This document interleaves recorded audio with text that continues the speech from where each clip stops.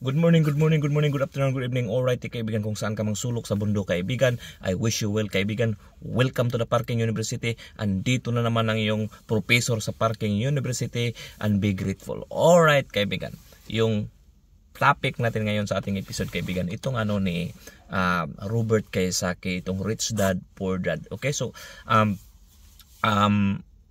inastudihan natin yung buhay ni Robert Kiyosaki sa libro doon. Andun yun, inano niya kung ano yung buhay niya, at ano yung parang real life story kasi to, at ano yung lesson na makukuha nito sa Rich Dad Poor Dad. So basically si Robert Kiyosaki, kaibigan, ay ang tatay niya ay isang head sa teacher yata sa Hawaii. So isang teacher. So ito yung tunay na tatay niya. Okay, so mayroon siyang best friend. Yung tatay ng best friend niya drop out sa college but businessman. Okay, ito yung tinatawag niya na rich dad. So basically tinatawag niyo na dalawang tatay. Yung tatay niya na tunay, itong poor dad na teacher, at saka rich dad, itong tatay ng kaibigan niya. So bakit tinatawag niya yung tatay niya as a poor dad, yung tunay na tatay ni Robert Kiyosaki? So dahil yung tatay niya, kaibigan, is pinupush talaga si Robert Kiyosaki na mag-aral. Okay, go to school, find a job na good paying job. So yun yung mindset, yun yung naka-hardwired sa tatay niya, kasi nga yung tatay niya is teacher. So yung nanay niya naman is ganun.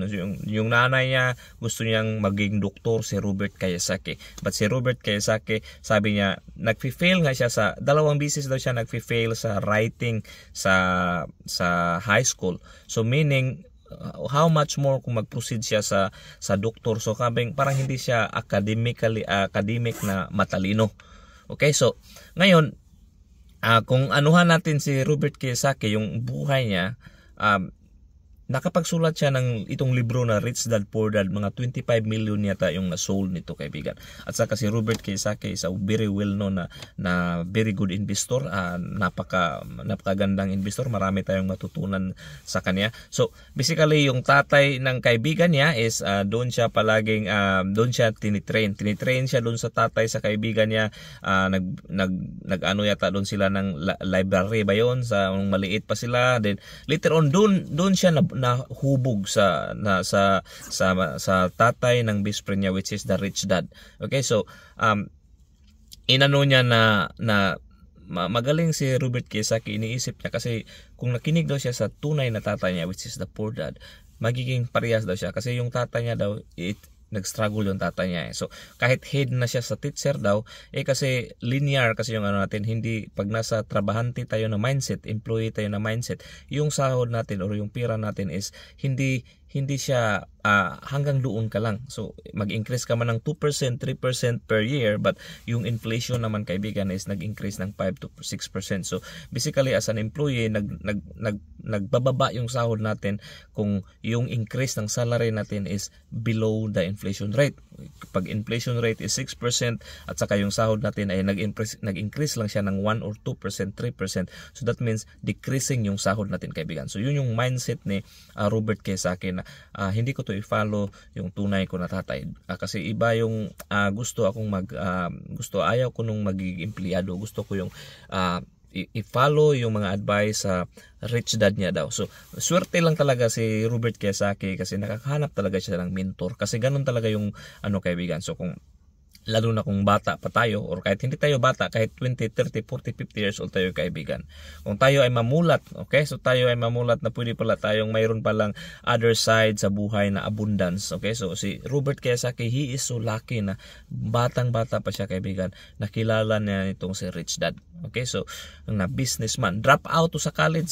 Okay, drop out to sa college, kaibigan. So imagine natin si Robert Kiyosaki, nagpiloto siya sa Vietnam. Nung ready na siyang magpiloto, kaibigan, Niisip niya kaibigan, ready na siya, ilang ano na siya sa flight, ipunta na siya sa Vietnam, sa gira sa Vietnam, i-assign na siya doon. So sabi ni Robert Kiyosaki, parang itong army, parang wala akong pira na makuha dito. So iba yung, wala namang right or wrong. So iba-iba tayo ng ano sa buhay. So yung iba dito lang, yung si iba naman gusto ng ganun. So walang right or wrong. So si Robert Kiyosaki gusto niya yung financial freedom, na may, pag sinabi nating financial freedom kaibigan, pag napakaganda yung buhay daw yun, na kung mayroon tayong gustong gawin, we can just do it.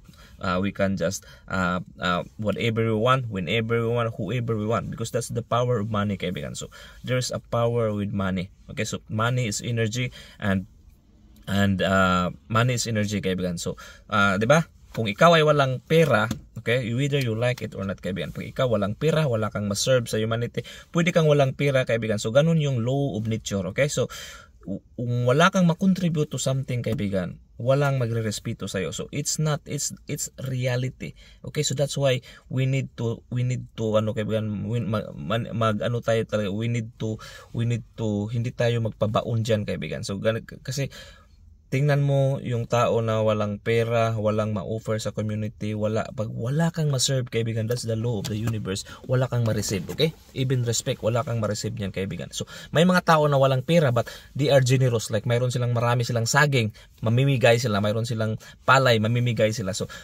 people will love them, okay? So mayroon yang return. Pero pag ikaw yung tao na wala ka talagang ma-offer sa universe, wala kang ma-offer sa society, wala kang pera, wala kang ma-offer or anything, so wala kang respeto nga makukuha kaibigan. That's the reality, okay? So kung gusto tayo ng something, we need to get out on that mindset kaibigan, na ay kasi kung wala akong pera, wala akong respeto, totoo yan. So kung gusto tayo ng something, we need to get out old mentality.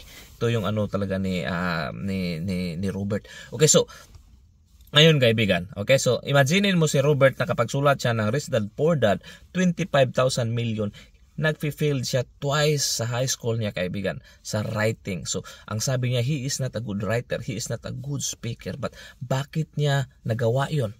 Wow, ang sabi niya kaibigan.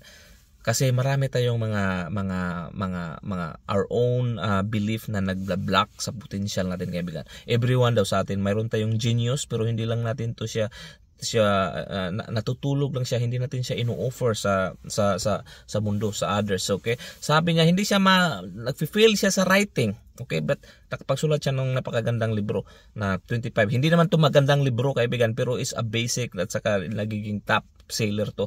So yung ano niya is just do it, just start. Sabi niya kung mayroon kang naiisip na negosyo, pag iniisip mo wala talaga kung puhunan, wala kung pira na makapag-isip. Pag yun daw yung mindset mo kaibigan, that's a poor mentality kaibigan, hindi ka talaga daw maka-start. So kahit wala ka, kasi si Robert Kiyosaki kaibigan, he starts sa wala. Okay, so natutulog lang sila sa Toyota yata yun, na sasakyan sa asawa niya. So during that time doon na siya natutulog until inadapt sila sa kaibigan nila. Ayaw niya talagang magtrabaho, magiging empleyado. Gusto niya talaga yung pumasok doon sa, mayroon kasi siyang tinatawag na quadrant kaibigan. Okay, so may employees quadrant at saka may business or investment quadrant. Doon siya sa kabila na mayroong financial freedom kaibigan. Okay, so